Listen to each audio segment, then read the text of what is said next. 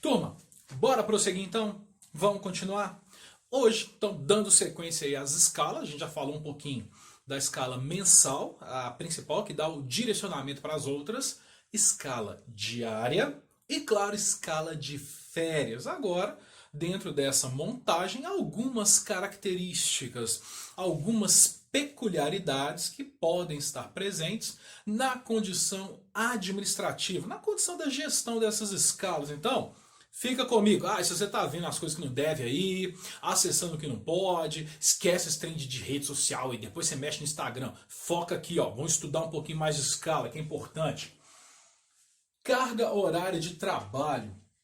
As escalas vão ser montadas de acordo com o protocolo da instituição, isso eu já falei para vocês já sabem. Então pode seguir ali divisão dos plantonistas, pode seguir as escalas baseadas, tá? Por exemplo, de 12 por 36, 30 horas semanais, 30 horas por semana. Aí 12 por 36 vai ser um dia de trabalho, um dia de folga. Trabalhei dia 11, folgo dia 12, trabalho dia 13. Não, é porque eu trabalhei dia 10, então eu folgo dia 11, trabalho dia 12.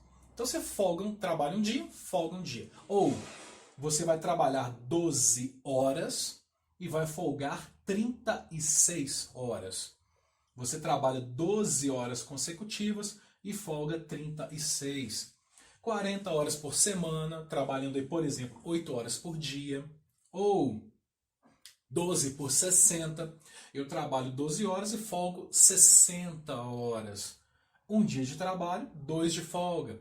Plantão de 12 por 72, trabalho 12 horas, folgo 72. Um dia de trabalho, 3 de folga. Ou 24 por 72, trabalho 24 horas direto, depois eu fico 72 horas sem trabalhar. Vou depois dessas 72. Serviço somente no plantão diurno, que na nossa área vai de 7 da manhã às 19 horas, é o plantão diurno, ou plantão noturno, e vai das 19 às 7. Tá? Então isso varia conforme cada momento, isso varia conforme cada condição. Existe essa tabela aqui que é colocada como uma jornada semanal de 20, 24, 30, 35 ou 40 com as jornadas máximas permitidas. Porém, essa mudança de jornada diária, ela pode sofrer modificação de acordo com a organização dos plantões. A pessoa que trabalha 30 horas semanais, ela não precisa necessariamente fazer 6 horas máximas por dia. Ela fará 6 horas máximas por dia se for diária, se for um trabalho contínuo. Trabalha hoje, amanhã, depois trabalha continuamente, todos os dias. Então segue esse padrão. Agora, se há um intercalar entre períodos de trabalho e períodos de folga, períodos em que a pessoa deve trabalhar e períodos que ela vai ficar em casa, 12 por 36, eu vou trabalhar hoje. 7 da manhã eu peguei o plantão, vou sair 7 da noite. Eu trabalhei 12 horas. Só que amanhã eu já não vou. Porque eu vou ficar o restante do dia, eu vou falar assim, eu vou pegar esse meu restante das 12 horas do dia e mais 24 do outro, vou ficar 36. Aí eu vou mais 12 depois. Então isso pode acontecer, isso pode se desenvolver. As leis trabalhistas, foi o que eu falei com vocês, que elas têm sofrido modificações, embora alguns aspectos não mudem tanto. Então, jornada de 8 horas diárias, exceto se houver a questão dos plantões, 44 horas semanais, que é uma condição que é trabalhada para todos. As horas excedentes no plantão de trabalho são consideradas extras. E aí essa caracterização de extra vai de acordo com o dia de trabalho, vai de acordo com a instituição. Se ela vai considerar como hora extra via folga, via sair mais cedo, via ganhar dia ou via pagamento. Isso vai de acordo com cada empresa, cada instituição.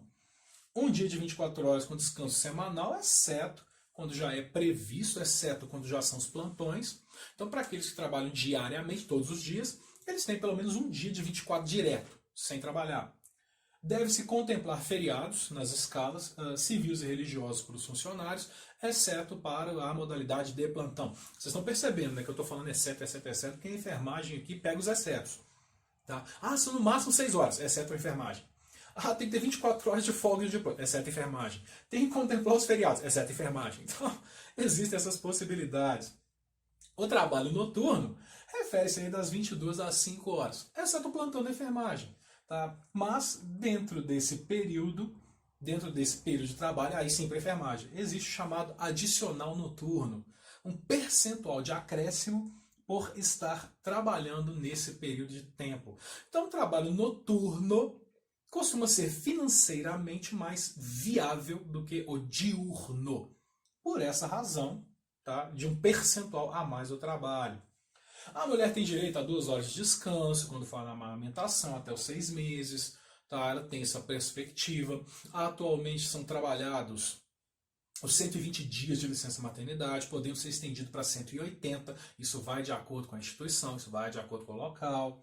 As jornadas que excedam 6 horas dia, por exemplo, eu trabalho lá, meu plantão é de 6 horas por dia, beleza. Agora trabalhando 8. Eu preciso de ter um descanso de 1 a 2 horas para o repouso e alimentação, que não faz parte da jornada. Não faz parte, ou seja, eu trabalho 8 horas por dia e eles vão me dar 1 hora de almoço.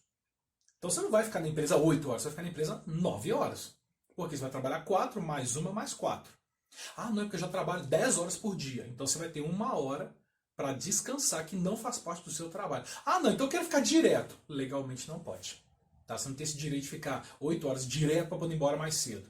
É cumprido o prazo desse período de descanso. As empresas optam por 1 ou 2 horas para essa jornada. Condições excepcionais que não vão estar levando a questão da falta. Não vão te dar falta.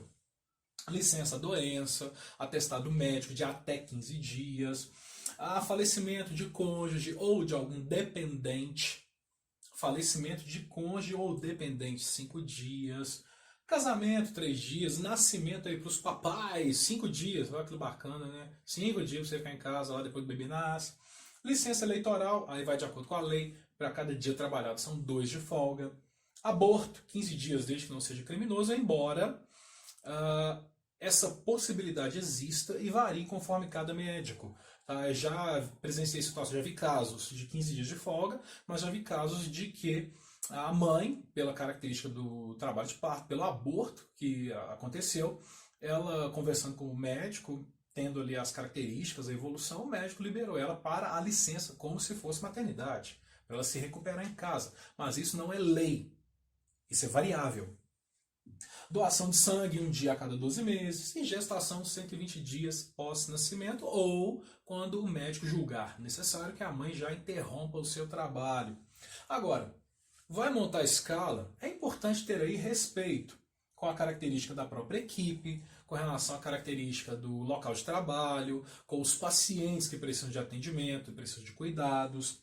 É importante que haja um conhecimento para evitar que haja briga, para evitar que haja uma condição de falhas nos plantões pela falta de capacitação. Vai montar uma escala. Aí monta uma escala legal e aí faz com que no plantão diurno só tem estagiário. O que vai acontecer nesse plantão? Imagina. Fernando pega o plantão da equipe, aí na hora que o Fernando chega lá, uai, eu tenho 10 técnicos hoje, mas são todos estagiários. Não estou falando mal do estagiário, mas imagina, sem ter ali um profissional já formado, sem ter alguém que já tem um conhecimento para lidar com as situações, com possíveis adversidades. E aí pega um outro plantão que só tem nego ferro, só tem profissionais ali que já tem 20 anos de trabalho. Então isso dá uma discrepância muito grande, isso dá uma alteração muito grande. Então tem que ser levado em consideração no momento de montar a escala. E logicamente aqui, ó, humanização da escala. Tem que se trabalhar com a humanização da montagem das escalas de trabalho. Tem que se pensar em levar em consideração que o ser humano, o trabalhador, é também uma pessoa. Não é escravo, não. Ele não é máquina, não. O ideal é que a escala esteja presente para todos. Tá? O ideal é que todos vejam, tá? Opinem, coloquem suas opiniões. Colocar opinião não significa atender, não. Porque não dá. A gente sempre vai colocar na balança para ver o que é melhor para a equipe. O funcionário deve ser alocado aí dentro do possível, de acordo com as suas preferências, folgas e férias, dentro do diálogo que pode existir, dentro da organização da equipe, que pode ser considerada. A alocação em plantões deve ser avaliada pela equipe, deve ser considerada, pode ser possível que se façam trocas, antes de falar assim, não, beleza, essa aqui é a escala. O rodízio é importante para não ter favorecimento. É importante ter rodízios, por exemplo, Vocês vão perceber isso. Podem ser que se façam rodízios em feriados. Não é obrigatório pela lei. Obrigatório pela lei é seguir o plantão. Ah, não, plantão de 12 para 36. Então pronto, é 12 para 36, acabou, não tem negociação. Se eu vou trabalhar dia tal, eu vou trabalhar dia tal. Agora, numa questão humana, numa questão gerencial, numa questão até mesmo do envolvimento da própria equipe, pode acontecer, por exemplo, vocês vão observar, isso pode surgir em dezembro, dia 24 e 25 de dezembro, e depois dia 31 de dezembro e 1º de janeiro. Costuma-se fazer rodízio da equipe. Por exemplo, eu, Fernando, vou trabalhar dia 24 e 25 de dezembro. Eu folgo dia 31 e dia 1º. Ah, não. Medzenga, meu colega de trabalho, vai folgar dia 24 e 25 de dezembro. Medzenga vai trabalhar dia 31 e 1º. Pronto. Então esse rodízio é possível de ser feito. Essa questão de troca pode acontecer.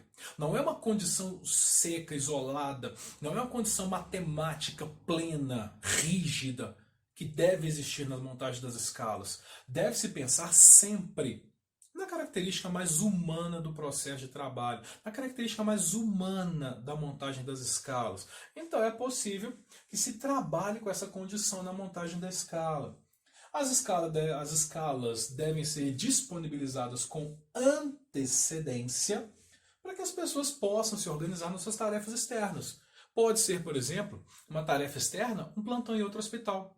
Então é importante que essa escala seja liberada antecipadamente, até mesmo para que a pessoa veja e fale assim, poxa, mas eu estou trabalhando em dias pares aqui, lá eu também estou em dias pares, eu preciso mudar. Ou eu mudo nesse hospital ou mudo no outro. Então ela precisa de saber para negociar. Nada é sólido, nada é rígido excessivamente. O que não pode acontecer é você estar escalado e começar a faltar sem justificativa. Você estar escalado, sua equipe contar com você e você simplesmente, tô nem aí, não vou lá não. Esse é um problema. Mas agora, se você for competente, profissional e presente no seu ambiente de trabalho, as escalas virão para te ajudar.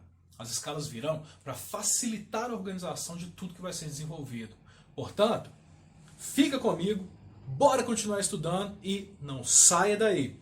Administração, volta depois. Turma, um abraço.